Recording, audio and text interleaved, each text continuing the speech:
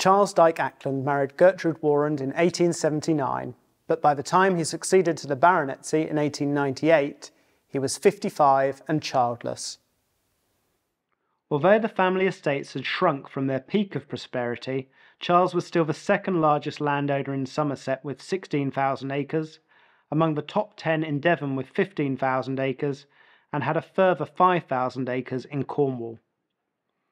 Charles and Gertrude's first priority on inheriting was to make Killerton fit for such an important empire. Killerton had no heating except open fires and no lighting except candles and oil, but within 2 years Killerton was completely rejuvenated at the cost of £8,000. Charles has been described as the last patriarch, but he was in fact a pioneer.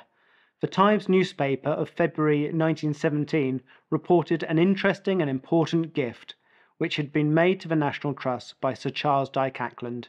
It consisted of 7,000 to 8,000 acres of very beautiful country, primarily in Exmoor. At the time, the National Trust was in its infancy.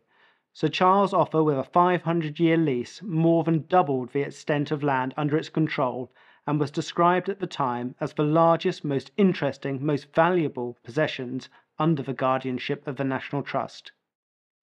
Painted by Professor Sir Hubert von Herkomer, one of the best-known and in-demand artists of his time, Herkomer acquired huge wealth by portraying royalty and the upper classes.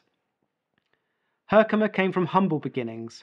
Born in the Kingdom of Bavaria in 1849, his family spent 17 years in Southampton before settling in Bushey, Hertfordshire.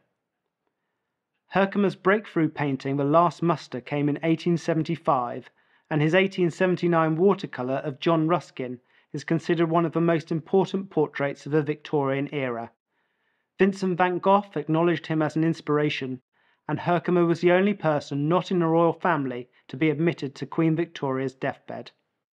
In 1885, Herkomer was appointed Slade Professor of Fine Art at the University of Oxford.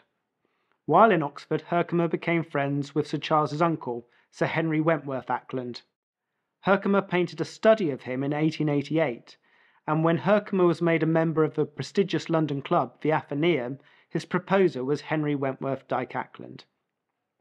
Herkomer painted Gertrude's brother, Sir William Hood Warrand, and archives at the Devon Records Office show that Charles was in negotiation with Herkomer to paint his elderly father's portrait at Killerton. However, it is not known if any sittings took place before the death of Sir Thomas Dyke Acland, the 11th Baronet, in 1898. Despite his success, Herkomer was never totally accepted by the British establishment, and the high standing in England that he worked so hard to achieve was obliterated after his death because of the deteriorating relationship between Britain and Germany and his German origins. Following a long illness, Herkomer died in Budleigh Salterton, Devon, in 1914. Here we remember two forgotten but two great pioneers of their age.